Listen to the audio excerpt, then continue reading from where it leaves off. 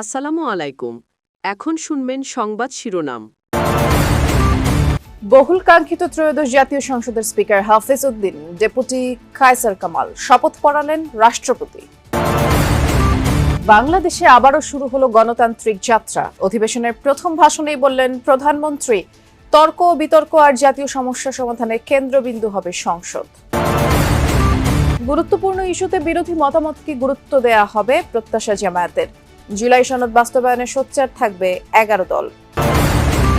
NBR এর পৃথকীকরণ নিয়ে ধোঁয়াশা কাটছে না। পদায়ন নিয়ে দ্বন্দ্বের অবসান হয়নি। শক্তিশালী রাজস্ব কাঠামোর জন্যই বিভক্তি দরকার, বলছেন বিশ্লেষকরা। এতক্ষণ শুনছিলেন সংবাদ শিরোনাম, এবার বিস্তারিত। শুরু হলো ত্রয়োদশ জাতীয় সংসদের প্রথম অধিবেশন। স্পিকার নির্বাচিত হয়েছেন অবসরপ্রাপ্ত মেজর হাফিজ উদ্দিন আহমদ এবং deputy speaker barrister Kaiser Kamal. রাষ্ট্রপতি মোহাম্মদ শাহাবুদ্দিন তাদেরকে শপথ পড়ান। এর আগে অধিবেশনের সভাপতি নির্বাচিত হন ডক্টর খন্দকার মোশাররফ হোসেন। সংসদের সূচনা বক্তব্যে প্রধানমন্ত্রী তারেক রহমান বলেন, এই সংসদকে তর্ক বিতর্ক আর জাতীয় সমস্যা সমাধানের কেন্দ্রবিন্দুতে পরিণত করতে চায় তার সরকার। গুরুত্বপূর্ণ ইস্যুতে বিরোধী 11 দলের সঙ্গে আলোচনা করা হবে বলে প্রত্যাশা জামায়াতের।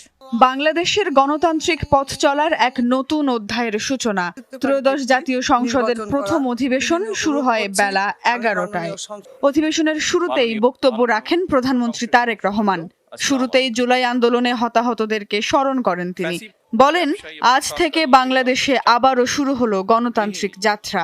সরকার এই সংসদকে তর্ক বিতর্ক আর জাতীয় সমস্যা সমাধানের কেন্দ্রবিন্দু হিসেবে গড়ে তুলতে চায় বলেও জানান তিনি। অধিবেশন শুরুর আগে সংসদে স্পিকার এবং ডেপুটি স্পিকার নির্বাচিত না হওয়ায় কার্যক্রম পরিচালনার জন্য অধিবেশনের সভাপতি হিসেবে ডক্টর খন্দকার মোশাররফ হোসেনের নাম ঘোষণা করেন প্রধানমন্ত্রী। সভাপতি হিসেবে এই নাম সমর্থন করে সরকারি এবং বিরোধী দল। এরপর সভাপতি ঘোষণা করেন স্পিকার এবং ডেপুটি স্পিকারের নাম। স্পিকার নির্বাচিত হন অবসরপ্রাপ্ত মেজর হাফিজ উদ্দিন আহমেদ বীর বিক্রম এবং ডেপুটি স্পিকার নির্বাচিত হয়েছেন ব্যারিস্টার কায়সার কামাল। তাদের নাম সকল সংসদ সদস্যদের সর্বসম্মতিক্রমে গৃহীত হয়। পরে স্পিকার এবং ডেপুটি স্পিকারদের শপথ পাঠ করান রাষ্ট্রপতি মোহাম্মদ শাহাবুদ্দিন। রেওয়াজ অনুযায়ী আজ প্রথম অধিবেশনে ভাষণ দেবেন রাষ্ট্রপতি। ত্রয়োদশ জাতীয় সংসদের স্পিকার অবসরপ্রাপ্ত মেজর হাফিজ উদ্দিন আহমদ বীর বিক্রম এবং ডেপুটি স্পিকার ব্যারিস্টার কায়সার কামালকে শপথ পড়ান রাষ্ট্রপতি মোহাম্মদ শাহাবুদ্দিন। দুপুর 12টা নাগাদ জাতীয় সংসদ ভবন বিরতি, সেই বিরতি প্রায় শেষ দিকে এবং দ্বিতীয় যে সেশন সেটি শুরু হবে। এবং এর আগের সেশনে যেটি আপনারা দেখেছেন, যে সবাই দেখেছে, স্পিকার এবং ডেপুটি স্পিকার নির্বাচিত হয়েছে এবং ডেপুটি স্পিকার তারা শপথ গ্রহণ করেছেন রাষ্ট্রপতির কাছ থেকে। এবং পরের যে সেশনটি রয়েছে সেই সেশনে স্পিকার এবং নতুন নির্বাচিত যে স্পিকার এবং ডেপুটি স্পিকার তারা এই অধিবেশনের সভাপতিত্ব করবেন, অর্থাৎ তারা তাদের যে দায়িত্ব সেই দায়িত্ব বুঝে নিয়ে মূলত স্পিকার ডেপুটি স্পিকারের চেয়ারে বসবেন। এবং পরের যে অধিবেশন, যে অন্তর্বর্তীকালীন সরকারের সময় অধ্যাদেশ জারি করা হয়েছিল সেগুলো আইনে পরিণত করারই মূলত কার্যসূচি রয়েছে। এরপর রাষ্ট্রপতি মোহাম্মদ শাহাবুদ্দিন তিনি বক্তব্য রাখবেন। এবং এর আগে আরেকটি তথ্য আপনাকে জানাতে চাই, যেহেতু স্পিকার হাফিজ উদ্দিন আহমদ তিনি মন্ত্রণালয়ের দায়িত্বে ছিলেন, সেই জায়গায় ধারণা করা হচ্ছে সেই জায়গায় বা তার মন্ত্রণালয়ে আরেকজন মন্ত্রী নিয়োগ দেওয়া হবে এবং একজন মন্ত্রীকে এরই মধ্যে শপথও পড়ানো হয়েছে। আমরা কিছুক্ষণ আগে সেই ভিডিও চিত্র দেখেছি। রাষ্ট্রপতি মোহাম্মদ শাহাবুদ্দিন তিনি বিএনপির ভাইস চেয়ারম্যান টাঙ্গাইল থেকে যিনি নির্বাচিত হয়েছিলেন আহমেদ আজম খান, তাকে মন্ত্রী হিসেবে শপথ পড়িয়েছেন। যদিও এখন পর্যন্ত দপ্তরের যে প্রজ্ঞাপন সেটি হয়নি, তবে ধারণা করা হচ্ছে হাফিজুদ্দিন আহমেদ যেহেতু মুক্তিযুদ্ধ বিষয়ক মন্ত্রণালয়ের দায়িত্বে ছিলেন, হয়তো সেই মন্ত্রণালয়ে তাকে দেওয়া হতে পারে। এর বাইরে অন্যান্য মন্ত্রণালয় হয়তো রদবদল হতে পারে, সেটি প্রধানমন্ত্রীর উপরেই মূলত ন্যস্ত।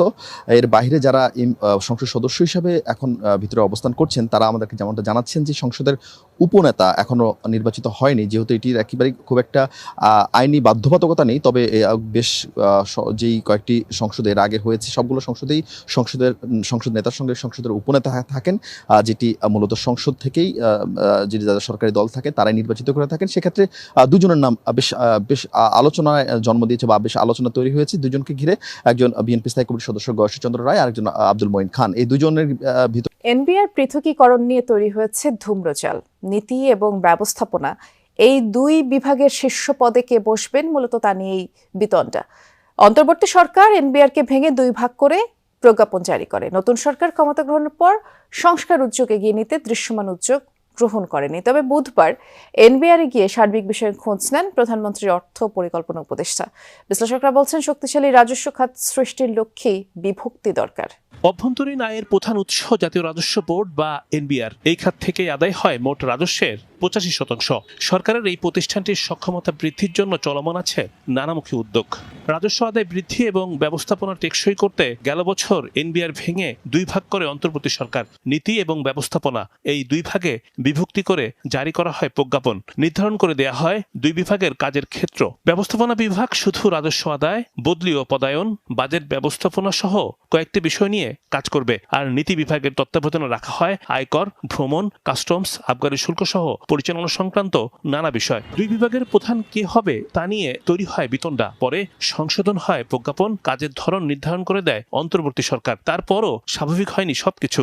রাজস্ব নীতি বিভাগের সচিব পদ প্রশাসন ক্যাডার থেকে এবং ব্যবস্থাপনা বিভাগের সচিব পদে এনবিআর এর কর্মকর্তাদের মধ্য থেকে দেবার সিদ্ধান্ত হলেও তা নিয়ে তৈরি হয়েছে বিপত্তি।